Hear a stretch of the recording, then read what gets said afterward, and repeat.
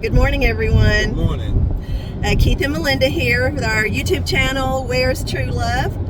And we are on day 12 of our 14-day road trip across America from Nashville to Tulsa, jumping on Route 66 in Tulsa and going Route 66 all the way out to Santa Monica, where we did that. We got our pictures, we got our videos that we're going to be uploading once we get home.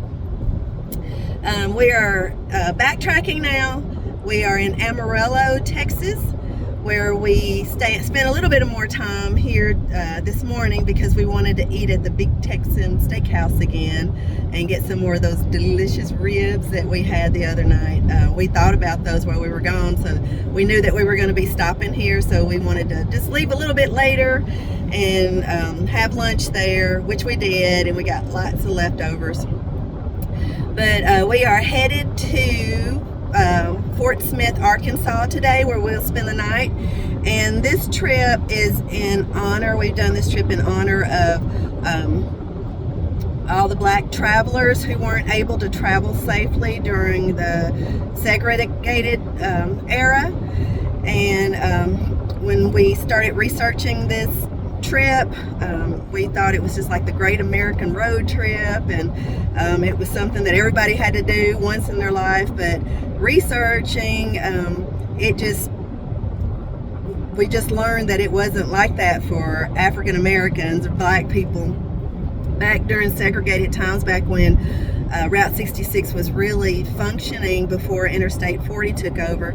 So researching, we found a lot of wrongs that were done along Route 66. So we wanted to do this trip in honor of all those travelers who weren't able to travel safely. But in the research also, we learned that there were a lot of non-minority, there were white people who helped black travelers along their way. So we wanted to do this trip too to honor them as well. So we are touching on those things at every place that we stop for overnight. We are doing a little special, touching on what occurred there during the segregated era and how things went. So this morning we are on our way to Fort Smith, Arkansas, where we have learned during research that there was a lynching that occurred there in 1912 of Mr. Sanford Lewis. And it caused a lot of problems, but it was one of the events that took place that helped draw attention to the impropriety, definitely impropriety of lynching. But Mr. Lewis was apparently arguing with a girlfriend or another woman. She was a black woman, and two detectives went to break it up, and he started scuffling with them. He got away from them. He took off. He was scared. He took off, and a police officer and someone who was with the police officer, he wasn't an officer, he was just a friend, went to chase after him, and they caught him.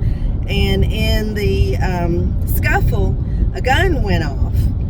So the police officer was shot in the eyebrow, and it exited through his temple, and he was sent to the hospital by a cab. Someone called a cab and took him to the hospital. But and then the police came and got Mr. Lewis and took him to jail.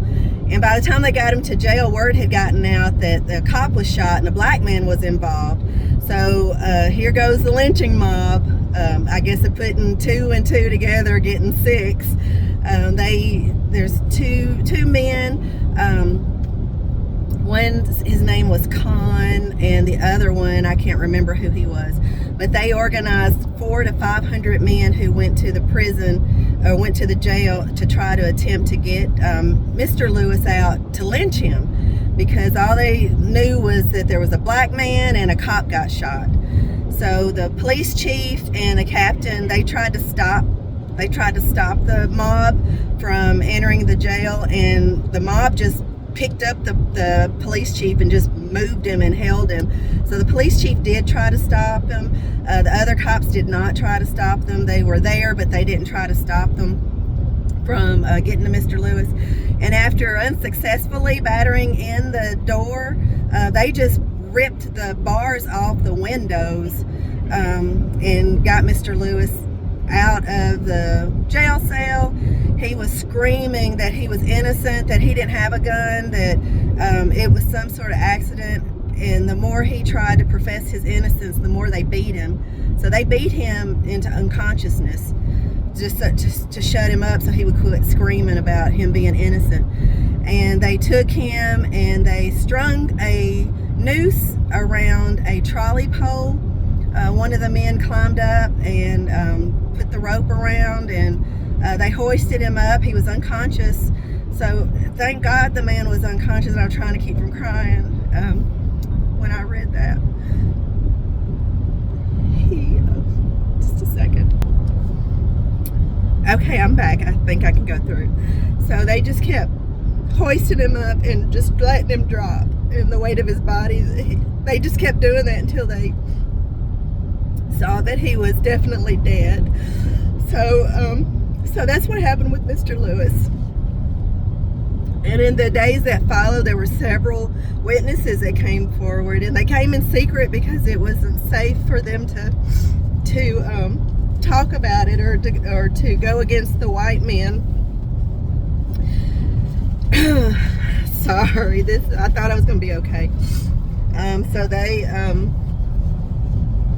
So they had to hold a grand jury in another town, and then all the witnesses that came forward, they had to do it in secret because it wasn't safe for them. And so it's just another example of white people wanting to do the right thing, and it was just hard for them too.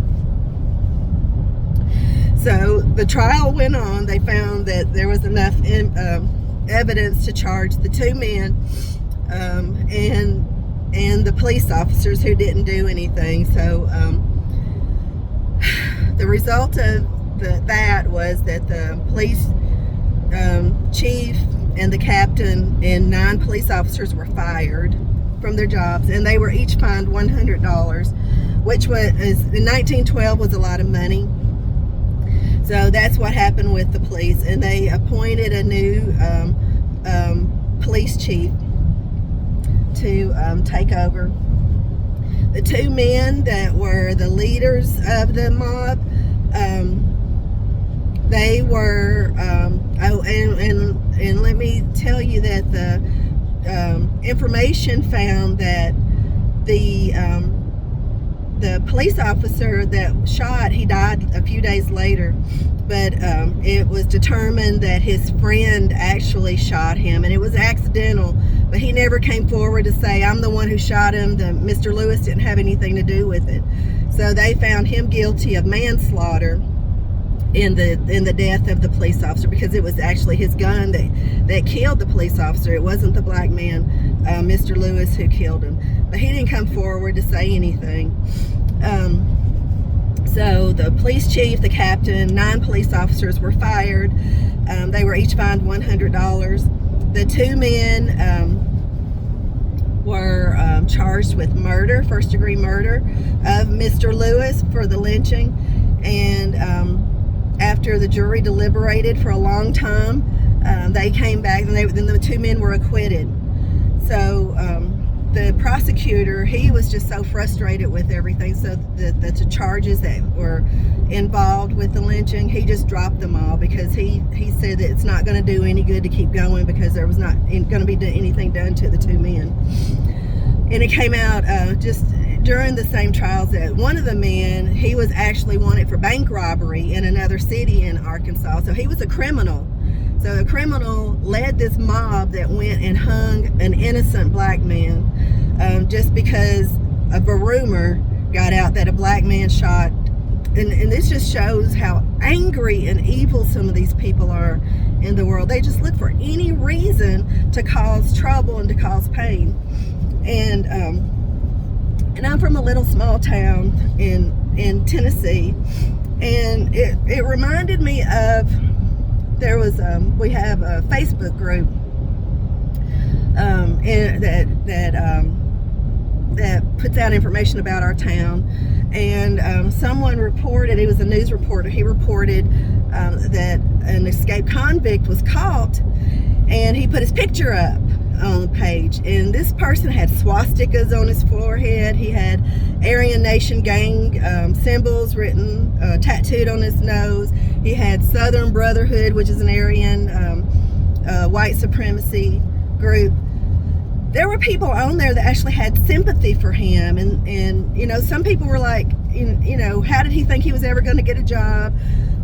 There were some comments about, you know, y'all must not know that the swastika is very evil.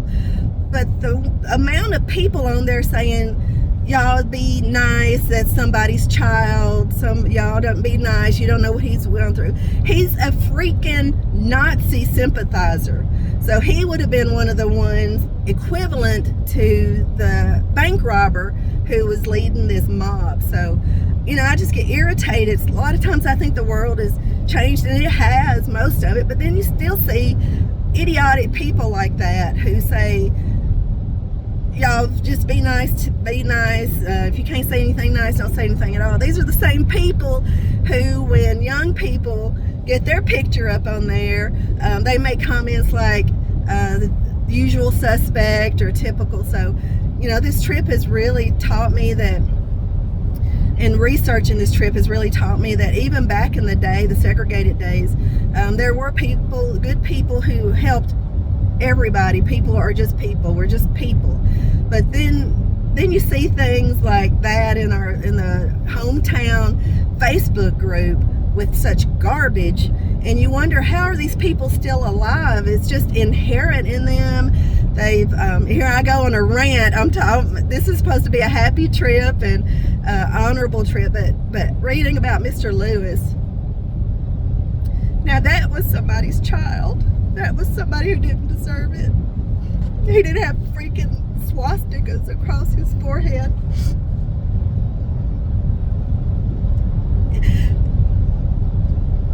And people did try to come and help him, but it just wasn't enough. So there was the new police chief that was elected. He said he was cracking down on all of that. And every time he tried to speak, people would boo. And the mayor, I think it was the mayor or the new police chief, they condemned the people, the bystanders, for not doing more to try to save him. He didn't win re-election. So eventually the story got hidden and it just went away. But thankfully we're doing this trip to honor those people. And Mr. Sanford Lewis is not forgotten. So we're going to Fort Smith today, and we're just gonna honor him and just in our hearts know that he's not forgotten, and that he was an innocent person who was somebody's child who got taken away for something he didn't do. So there we are. Our posts have been happy all so far. Everything's great. We're having a wonderful time, but this one just really hit hard. It just really hit hard on me. So there we are. We're headed on to Arkansas, Fort Smith, Arkansas. So there we are. We're just asking for you to like, share, subscribe, and when we get home, we're going to put together a video showing all the places that we've stayed, the hotels, the prices of hotels, in case anybody wants to do this trip. We travel on a budget.